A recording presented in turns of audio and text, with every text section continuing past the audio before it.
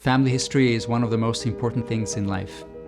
Our ancestors have had amazing survival stories and success stories, victories and losses. When you know these stories, you become empowered. You believe in yourself and you can pass on that strength to your children and grandchildren. I wish I still had all that hair. What would you tell that Gilad? I would say, keep doing your stuff, you'll get there. It's worth it. I believe it was all meant to be. My grandparents saw in me something as a small kid. Maybe because I looked very serious to them, very passionate, very interested in listening to stories. הוא תמיד היה ילד עם הבנה עמוקה, לא רק אינטלקטואלית, גם הבנה של בני אדם ושל התנהגות. This is the suitcase that my grandfather used to travel from Bialystok to Israel. Inside, there are just amazing genealogical treasures. My love for old photos was one of the main drivers into my love for genealogy. I feel that history is alive and that I'm touching it. I'm a little bit a part of it. In Israel, around the age of 13, in almost every school, you need to submit a mandatory school project about your family roots. אז הוא בא לדבר איתי. הוא אהב לשמוע את הסיפורים האלה. זה דיבר אליו. לילדים אחרים זה פחות חשוב. מה אכפת להם, הדוד הזה או הדודה הזאת? Genealogy is like detective work. You need to find the truth and the facts from very little evidence. אני הייתי מנהלת הספרייה הלאומית, ושם יש ארכיון. כבר אז לא ידעתי להשתמש בארכיון כמו שהוא השתמש, זה כבר היה נטוע בו בגיל. בבית התחיל לעבוד על שורשים.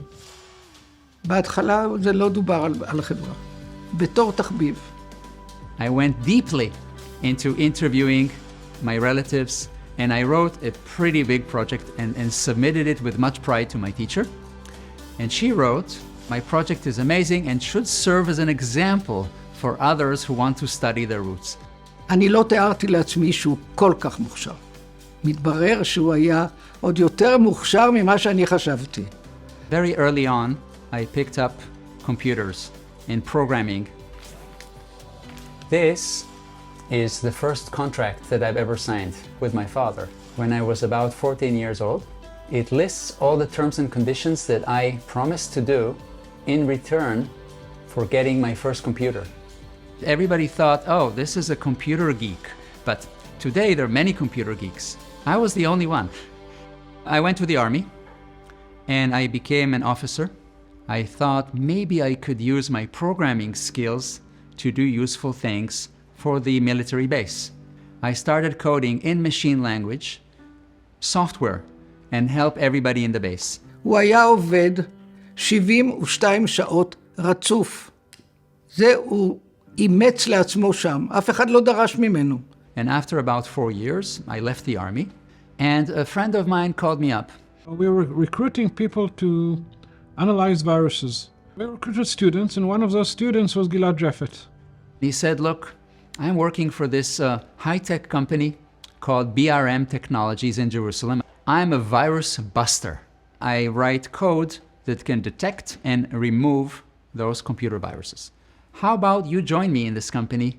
You'll be good at it. One of the summers in his studies, we had to write some kind of a program that we said, okay, Gilad, this is your project for the summer. So the guy went into a room for, I think, like 30 hours straight. So he called me, look, I did an analysis of all the competition in CAM. I see a huge matrix and all over the wall. This is all our competitors. This is all the important features of the software. That's the map. This competitor is this, that competitor is this. And this is what we are going to do in the next month and a half, which was close to impossible, and he did it. BRM Technologies were paying me about $100 for every virus that I was able to handle. And I was doing 5, 10, 20 a day. So the CEO of BRM called me up. Gilad, we have a problem with you. You're making too much money. So instead of being a freelancer because we cannot afford to continue hiring you, how about we hire you full-time as an employee and you become the manager of the virus buster operation. Make other people be like you. I felt that I was a warrior of justice, fighting for good in detecting and removing the viruses. BRM created a new company called Backweb. The CEO of Backweb called me from California and he said, Gilad, SOS, we need you.